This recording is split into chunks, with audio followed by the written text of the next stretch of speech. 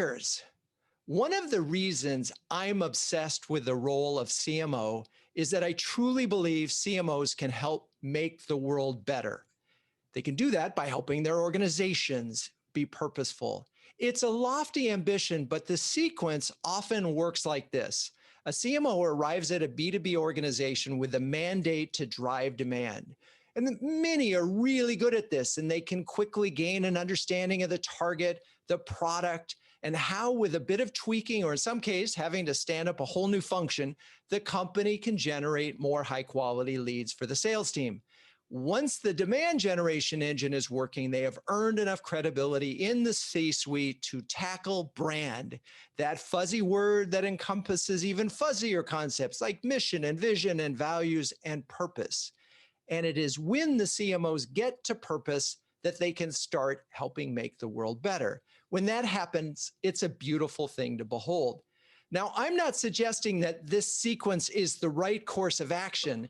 In an ideal world, the CMO would work for an enlightened CEO who recognized the power of purpose. And if for some reason that organization's purpose wasn't clearly articulated, wasn't fully felt by employees, customers, and stakeholders, then the CMO's first order of business would be and should be to fix that. And here's an irony. Brands with a clear purpose often find that it informs and multiplies the impact of their demand generation efforts. So brand drives demand, yet, as I already said, most of the time you have to get the demand gen engine first. So it should be purpose first, demand gen second. Or better yet, you're lucky enough to work for a CEO who not only talks the talk of purpose, but also walks the walk of purpose. And that brings us to today's guest, Stephanie Buscemi, the EVP and CMO of Salesforce. Stephanie, welcome to the show. Hi, how are you? Thanks for having me. It's great to be here. Oh, it's great to be with you. And, for the audience, I owe Stephanie a debt of gratitude. We had a pre-session before and I just was not there, but I'm all here now and I'm excited to talk to you. You've been at Salesforce for 6.5 years and CMO for the last 2.5 years, and no doubt have had a lot of interactions with your CEO, Mark Benioff. Can you talk a little bit about his influence on you? Yeah, absolutely. Mark is like no other CEO that I had ever worked for. You know, and what really differentiates him are a couple things. One, he believes deeply that business is a platform for change and has for 21 years. So while I think there's a lot of executives talking about that, what's the role of businesses to give back and make the world around them better has become, should I say, more in vogue now. Mark has believed in that since day one. And so it's deeply rooted in the company. Uh, he also believes in a set of core values. And I think we all, company and self, have a set of core values. But he does a phenomenal job of ensuring that those core values surface in every discussion. So they're not a plaque on the wall. They're not in an employee brochure. There's something that gets surfaced in the smallest decisions and the biggest decisions. And so they're truly living in everything we do. And I will tell you, this year, I think has tested everyone's values as a company out there. And I love how grounded we are in our values because it actually allowed us, I believe, to make decisions faster and continue to stay aligned as a team in a pretty crazy time. Yeah, no, I mean, and I have lots of questions about the crazy time, but before we get there, as you're talking about values and purpose, I wonder if you could give an example of that, because I think a lot of companies struggle with how to define them and then how to live by them, right? And if you could give one example of a value and sort of how that ended up influencing a decision, that would be awesome. Yeah, there's a lot of them, but I'll take some of the biggest ones. Equality is a core value of the company. And a couple years ago, two trailblazing women in our organization went to Mark and said, "We have a gender pay gap." And he said, "No, we don't have a gender pay gap." And they said, "Yes, we have a gender pay gap." And he went and had the analysis and the research done, and we had a gender pay gap. And we corrected that gap. I think at that initial time, I forget the exact number, but multi-million dollar gap to make sure that women and men were being paid equally. And we've continued to be committed to that. We actually close that gap every year because as we bring in new employees, as we acquire companies, we see that that gender pay gap existed in some of these companies. And so it wasn't a one-time thing. It's something that we are deeply committed to, that we can now put our head on the pillow at night and know with certainty and transparency that we have closed the gender pay gap within our organization. Yeah, I happened to watch the 60 Minutes episode when he was on, and we'll link to that segment on the show if we can find it. I seem to recall it was like $6 million just to correct the situation. And at the time, that seemed like a big number. And it certainly got a lot of folks thinking about it, and it did show leadership. The other thing when you said the value, I heard quality and I thought, but you said equality, didn't you? Equality. Okay. I said equality. Yeah. Our four core values are innovation, customer success, equality, and trust. And they've been the same for 21 years. And that's an important point I just want to bring home. When you get first of all, there's only 4 and they're broad, but they encompass a lot. When you get these, if they're really values, those things don't change. I mean, you think about what the company does versus what it did 20 years ago. It's remarkable that the values are at the core of this. So let's repeat them again. It was equality, innovate, customer success, and trust. And okay. if you think about it, you're right, they're broad. And each one, though, when they started the company, had such a purpose and a place. And I'll give you an example. Trust. If you really think about what Salesforce was doing, it was about being a cloud pioneer. And yes, it was initially a Salesforce automation solution, but really in the early years, the conversations in those first 3, 4, 5 years was really more so about building trust with customers to put their data in the cloud. And now trust goes beyond just the transparency of having and putting your data in the cloud. It's from how we conduct ourselves in our every interaction with our customers and our ecosystem and our community. But trust was really core to starting the company success and taking off and convincing people that it would be okay to put your data in the cloud. And now look, fast forward. Yeah, so many exactly. cloud companies out there. I'm curious, do you have a purpose statement? So the purpose of the company is that business is a platform for change. Our purpose is that our success is only through our customer success and through our communities in which we serve success. So the overarching is business as a platform for change, and then how that gets expressed across how do we make our employees better? How do we make the communities in which we serve better? How do we provide innovative technologies that make the world a better place across every facet? One of the things that we have as a program, again, it started 21 years ago, was the 1-1-1 model, which is 1% of our time, 1% of our equity, and 1% of our product every year we give back. And that 1% of our product, we're giving to nonprofits, to companies, to make their businesses successful. Those numbers were really small when we started. Those numbers are really huge now. So when you think about 1% of our time, we have 54,000 employees today. Everyone in the company gets 1 week off of what's called VTO, volunteer time off. And it's not optional. it is your responsibility. And we have a huge ecosystem of things that people can do, and people can bring new things. We don't prescribe. We want people to feel an affinity for the way they're giving back. But we create that space that we can give 54,000 people times seven business days a year. It adds up of their hours back to volunteer work. That's just one example of our commitment of giving back. Yeah, I remember 111, and I thank you for reminding me that. I can hear a lot of CEOs, particularly at, say, PE-driven companies or private or VC-backed companies, saying, "Yeah, that's a luxury that a number one market share market leader can afford."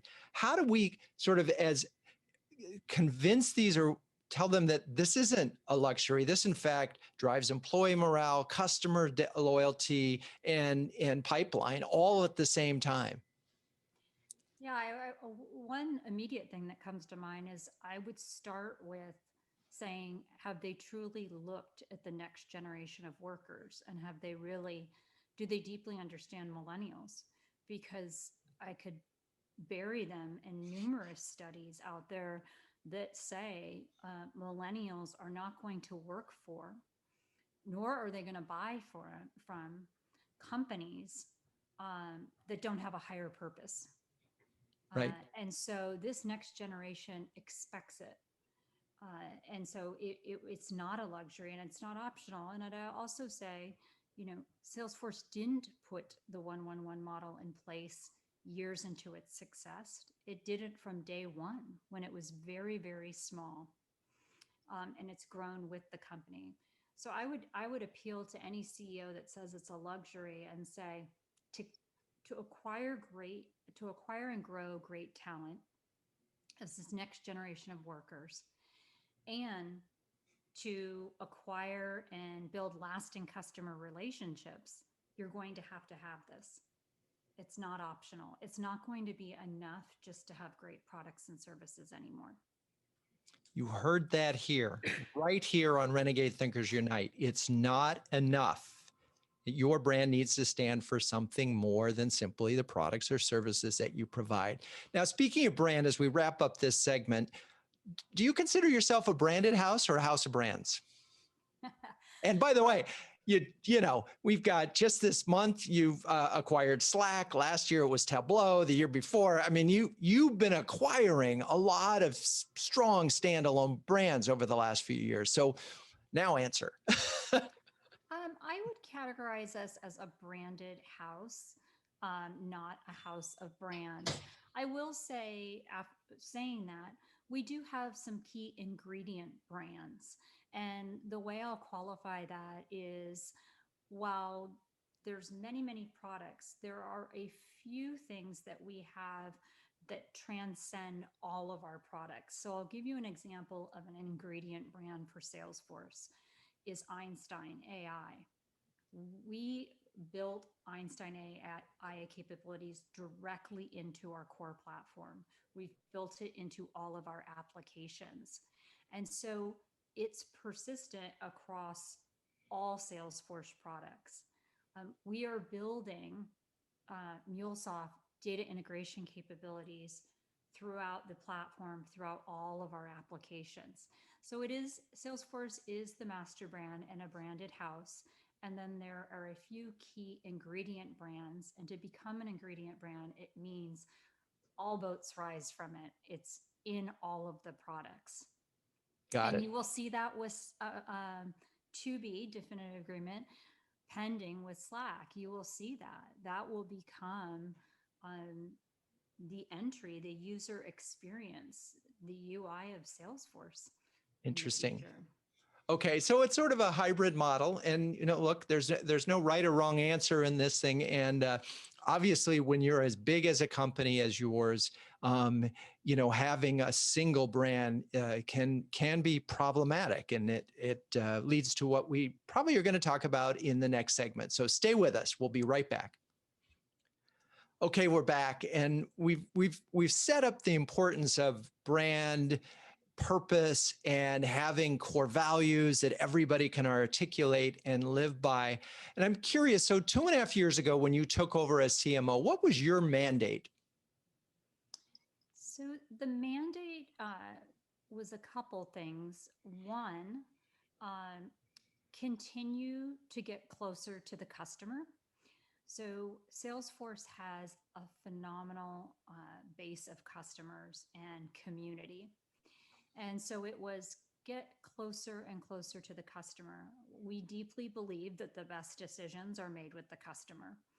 And so, how would I do that? Doing more, for example, within marketing, co creation with our customers and our community.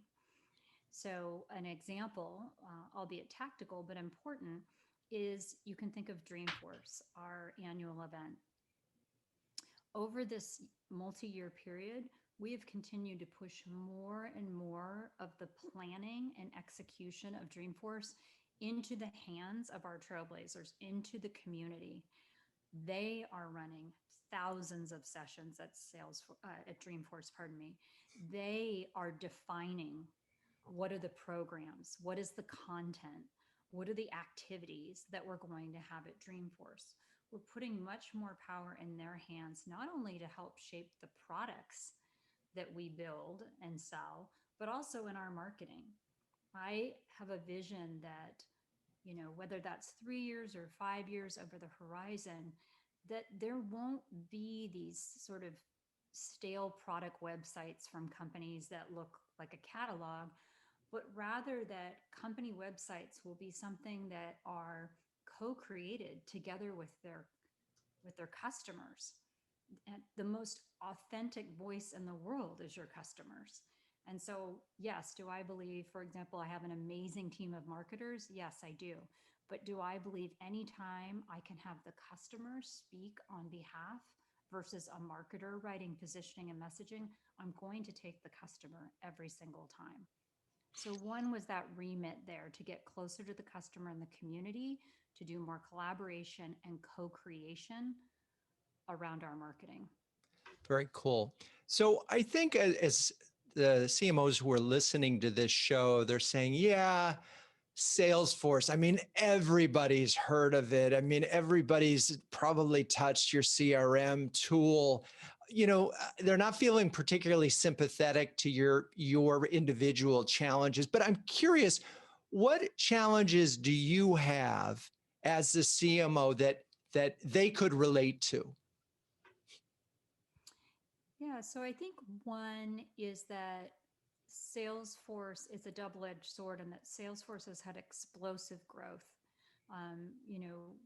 We've done very well, and with that growth, we've had incredible product innovation and making sure that our customers, prospects, and the world at large really understand all that we have to offer. I find that still to this day, people either don't know what CRM stands for, or if they do, frankly, they have a very limited definition or understanding. A lot of times, yes, aided people will say, oh, yeah, I know who Salesforce is, but what we do. And so making sure people really understand what we do. We are so much more than just Salesforce automation. And the name Salesforce brings people to sales. Yes, that was the vision of the company 21 years ago. Very simply, was to make it easier for salespeople to engage with their customers, to have more meaningful relationships. That hasn't changed. It's about creating meaningful relationships with customers. But over 21 years, we're now doing that, not just for sales, across every single touch point in an organization, so that you can have this holistic look and get to that single version of the truth of the customer. And I don't think our work is done on people fully understanding that. I think people tend to go back to, oh, my sales organization uses you. And I think there is a much larger value proposition there that our work is not done, making sure that others fully understand. Uh, it's a nice problem to have. You have this umbrella of awareness. The bigger issue that I see, so we used to call that salience, right? That they don't know all the things that you could do, but that creates another problem. You do so many things now. And so your challenge is it's like all the planes want to land at the same time at the same airport with, and you've got to be this traffic control person who sort of guides the conversation. And that's a really very interesting challenge, right? I mean, because any given day, there's 30 different products you could talk to, someone and 30 different people, make it 100 different products, whatever it is. So how do you, that creates budgeting problems, that creates all sorts of things, particularly when it is, for the most part, a branded house, right? Yeah, I think it starts with getting everyone aligned around an integrated narrative. While you are correct that we have product lines, we have different product lines for different industry lines of business, different industries. At the end of the day, we all have to be deeply aligned and have one unified narrative that we get behind as a company. And that is customer relationships. Like, that is the biggest competitive differentiator.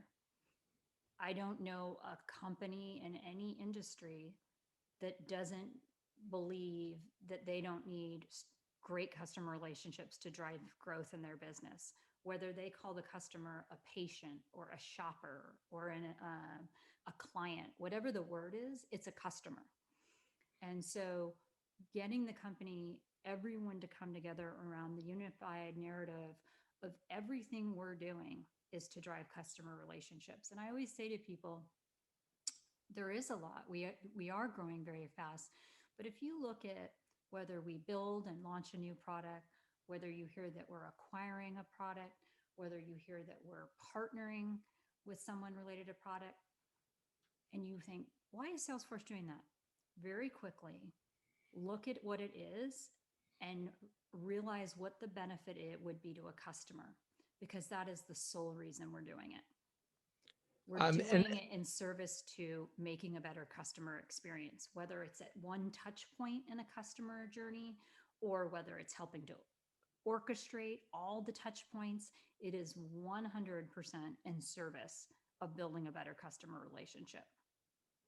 So let's flip this around. So I get that customer relationship. You have a lot of customers, and it's March 2020. And the world changes, everything changes. Take us back to that moment when you realized that your year was going to be not roll out as you had expected. Yes, it was quite a time. And what I would say to you was, one, we quickly came back to the core values, because we didn't know. It was all our first pandemic, as was everyone's, and we didn't know what 2 weeks, 4 weeks, 4 months would bring us. But we said, let's anchor back to our core values, and we want to ensure that through this we build trust with customers. We want to make sure that we help them with their success, and success may take a different shape in the middle of a pandemic. Some companies were just trying to survive versus grow and thrive.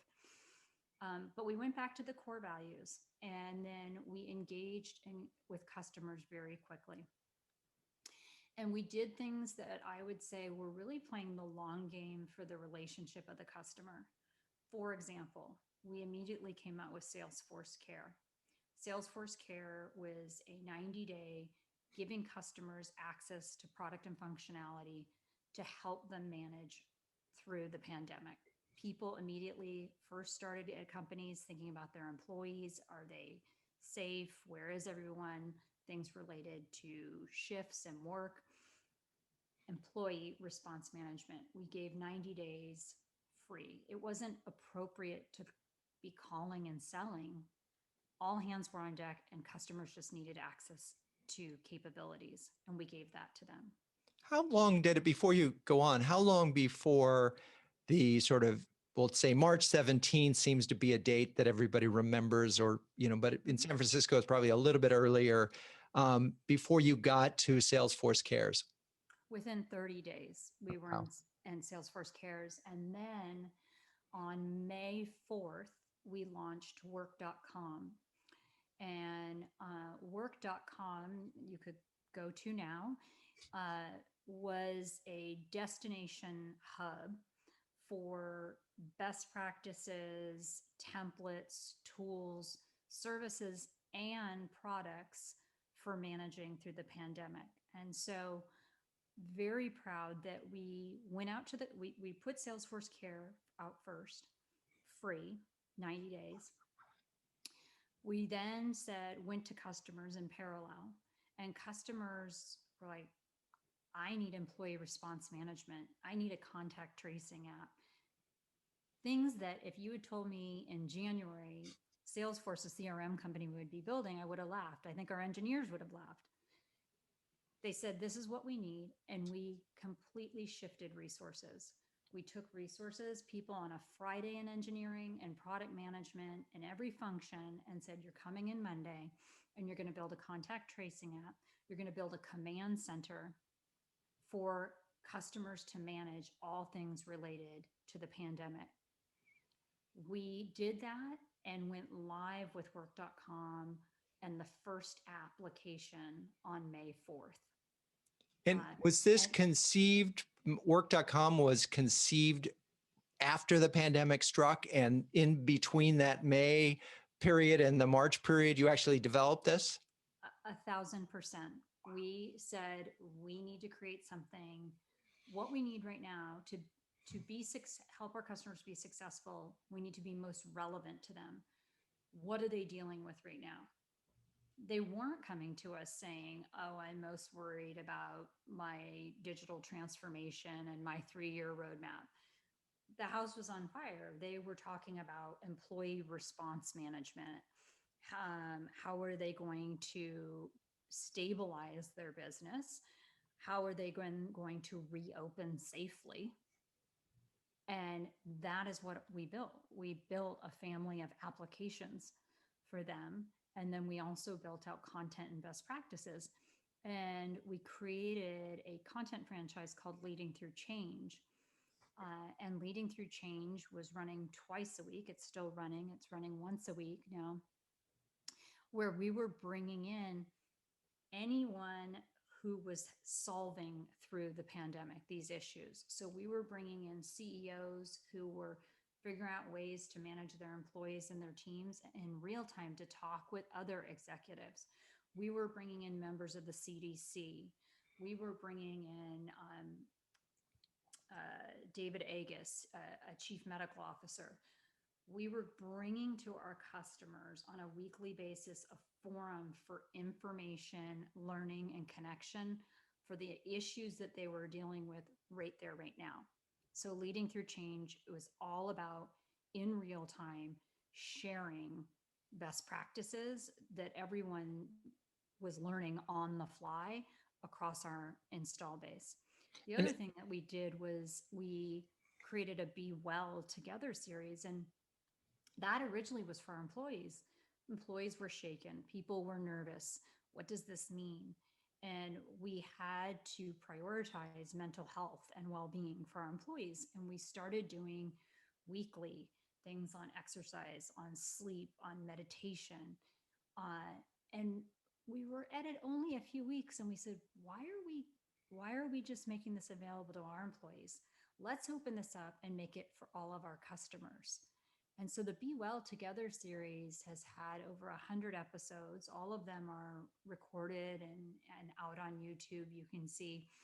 But we opened up the floodgates and said to our customers, if you have any employees that you're struggling with mental health and wellness through this pandemic, come join us. Come meditate with us. Come learn about sleep. Come learn about better eating, all these things. And we made that available to our customers because, again, about their success for the immediate was about taking care and making sure the well-being of their employees. Yeah, all of that is amazing. And I think the key in that period was a recognition of either you were essential and you could figure out how you were essential and could have a conversation about that, or you just had to sort of kind of go to the back seat for a bit. And so anyway, we're going to take a quick break and come back and talk a little bit more about those programs. So stay with us. Okay, we're back. And I think it's really interesting on so many different levels, the way your values drove the activities that you did. And I wonder again, I see, I have the smaller CMOs that are listening, the ones that are smaller companies saying, yeah, you have resources and you have all these things that you can just shift people over to sort of help address this, to develop the Leading the Change series and the Be Well Together series and so forth. I'm wondering if at all of this was happening, how, if at any point in time someone said, how's this affecting our business? And what kind of metrics did you have that sort of supported, all this goodness that we're doing is actually good for the business? Yes. So one was a metric was relevance. Were we being relevant to our customers and our prospects now? And you're absolutely right. I remember very clearly saying to the marketing organization, if we don't have something relevant for our customers right now, we owe it to them to get out of their way. And so we went through and took a full inventory of everything we had planned, campaigns, content, all of it, and sort of put it into buckets to say, this is going to go on the shelf right now.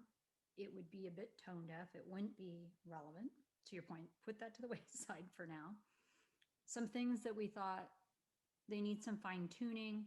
And then what are the programs that we need to be providing to be most relevant?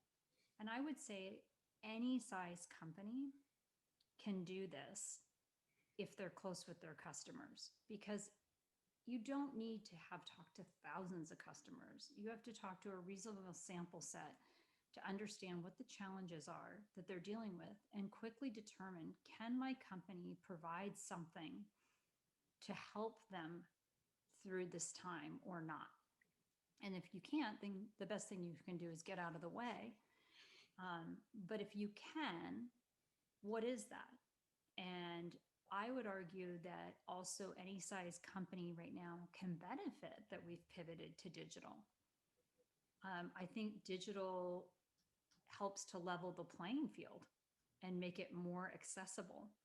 I've actually noticed, even just in the way that we engage, C-level access pre-pandemic was a lot harder because it was, you're trying to orchestrate getting an executive to meet another executive in some major metropolitan city and calendars. And now we're all just a video conference away, and it's a lower calorie ask if you have something relevant for them. And So it's true. And it's funny, I'm thinking about some of the podcasts that I recorded say May and June of this year. And Heather Zertak of Pluralsight, they just decided to make all of their courses free for a month, free April, as a way of saying, we know that you're struggling, here's how we can help. And I thought that was inspired. Other companies that developed a free something. And what's so interesting, at least in those cases, is they were planting a lot of seeds, right? They weren't sure when those seeds would pay off. And as it turned out, I'm thinking of also TalkDesk. I interviewed Kathy Johnson. They came out with a free product. But in both cases on the show, they talked about how those free initiatives ended up driving revenue. They didn't just plant seeds for the future, they ended up driving revenue. So I'm curious, as you're did you see some of these things that you were doing that you didn't do to drive revenue, you did because they were the right thing, they were consistent with your values, ended up sort of paying out in ways that you didn't expect? 1,000%. By being relevant for what they needed to stabilize their business and figure out what their work from anywhere plan was, we were relevant and helpful. And then as they start to think of their businesses now in, pick your term, the new normal, uh, we're a partner to them on that. I would never have wished this on anyone, but the truth of the matter is, uh, the pandemic has been such a massive accelerator of digital transformation, and that is our value proposition: is how do you digitally transform your customer experiences? And that's what we do. And so the outcome for us is customers who had 3-year roadmaps, they've collapsed to 3-month roadmaps. And I believe that our customers, everyone has surprised themselves in a good way. It was, you realize all these artificial barriers we put in these timelines. And when it came to crunch time, people have accomplished more in their digital transformation in 2020, like I said, than they had in a 3-year plan. Yeah, I early on in this thing, I really saw there's sort of two economies out there. There's any company that has anything to do with the cloud, and then everybody else. And clearly you guys were so integral to doing business in the cloud that the world just moved towards you in almost an embarrassing way. I mean, in some ways, it's got to be because business was probably better than, meanwhile, you've got the travel industry, which through no fault of their own, just, hammered, and all these other, or the restaurant industry. So I'm curious, as you saw all of this and, you see this massive acceleration, what was your response to this other part of the world? This other part of the world. Well, and I realize that's a poorly ended question, and it's sort of, part of this is, it's not enough as part of your values that you guys do well if the world is hurting, right? And I'm just wondering, and so I did see some things out there that you were announced recently, helping small businesses in San Francisco, for example, sort of bring up. And I'm just curious if that is part of the thinking as, oh my gosh, the world moved to us. We had accelerated business plans that are roadmaps, and all this goodness happened in the middle of a terrible thing. Right. I think it was that thinking of doing well and doing good existed long before the pandemic for Salesforce. So there's never been a time where I've been here in 6.5 years that isn't at the center of the conversation. And I think it was heightened in the midst of the pandemic. You are right. We are highly relevant to what businesses need right now to digitally transform and create a work from anywhere world for their teams. It's an imperative. It's no longer an option or something. They have to do this to grow. But I would say we've, throughout all of it, have, even before the pandemic, have always been focused on how are we giving back? How are we helping in the communities that we serve? And that has been heightened right now. We look and go out and say we have Trailhead, our free online learning platform. We're focused right now on getting that out into different business communities to help them. It's free to work with reskilling. A lot of people right now need to reskill their workforce and retrain talent to be operating in a digital world. What seems commonplace to me and you in the way we work all day in certain industries, this is, getting on a video conference and this way of work feels quite foreign. And so we're using our technology for good, and that we're getting it out in ways, uh, for example, with Trailhead free out to people to help them get the skills they need to skill up, to be relevant in a digital world, to be successful working in a digital world. And for us, that's our way of, we want all boats to rise in this. We know that, us doing good is only works if the community around us is doing good. So as you think back on 2020, and, what do you think the biggest lessons you learned as a CMO were? Um, Speed and agility is one. I think sometimes we all can get in our own way. And I think this year was an incredible forcing function to prioritize speed and agility, because, lots of ideas were discussed at the onset of the pandemic. But the reality was, it was about driving action fast.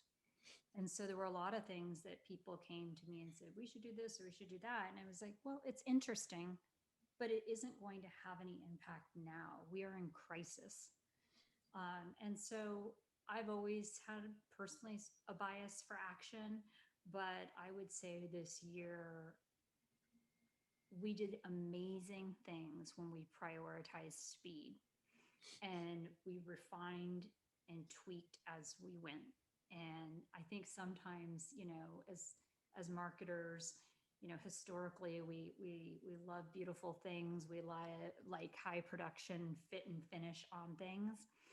And this year was a year of good enough and putting a high value on speed. And even, when we get through the vaccines and everything, I'm going to continue to drive with that level of speed, because I think we live in a very dynamic world of things going on. And I think that speed and time to value have been an incredible driver of growth, and having that. And as I imagine, if any members of your team are listening to this, they're going, oh my God, it's like the Peloton class that never ends. How are you managing? How are you managing? Because I totally get it. But at the same time, we have this, you got to take a breath. You got to remember to, you got to refresh. And how are you thinking about that as a leader?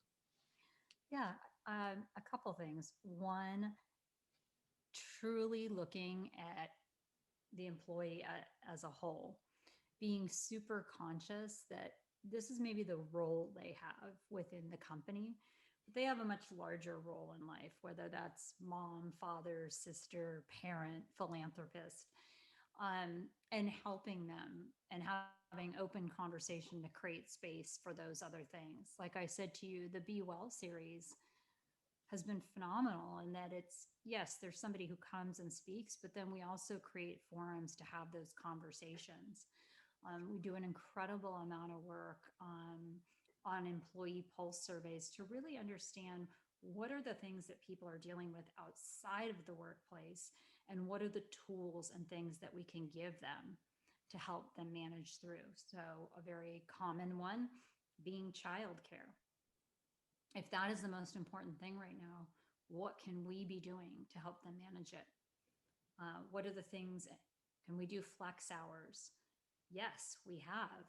Can we give them stipend for support, for more family care? We've revved up all of our family care programs and support. So I always am trying to look very holistically at the team and what they need. And no two people are the same. So part of it too is creating a dialogue. We can put out a family of tools, but the employee has to communicate back what's going to work for them and their household. I'd also, you asked about learnings from this year. The pandemic, the journey of the pandemic is not the same for any two people. I mean, we can see the stark contrasts by country, by social group and that. But even within Salesforce, I mean, I have, you know, it's very different from by age group, by country. And so we have to be really sensitive and create the flexibility. I'd say flexibility, getting away from sort of this rigid notion of 9 to 5. And we have to be far more open to reinventing the ways people work and get their jobs done. And we've done an incredible amount of experimentation this year, and they're getting a lot of learning on it. And I just don't think we'll go back. We won't go back to the way it was before. I think we're on to something, giving these employees more flexibility in the way they get their work done. Yeah, I so agree with you. I mean, and if I made a list of the big things that will carry over, I agree with you. Speed is one. You know, they're using terms like agility and pivoting, and how we've sort of gotten used to that. Flexibility as leaders. Oh my God, this was a year that really tested it, and we all learned that we don't have to be anything less than that. I think the third thing that I'd add that sort of informs the other two is empathy. I use the line in one of my shows that the era of the all business leader is really over. I think that just sort of we left behind in 2020. And as I hear you talk, I think about that. So one of the things I have is empathy for CMOs. And one thing that I know they don't have is time. So we need to wrap this show up so that they can finish up their thing. I'm wondering if we got a group of CMOs, you have one parting thought of inspiration for them to think about in 2021. Have your customers feel heard.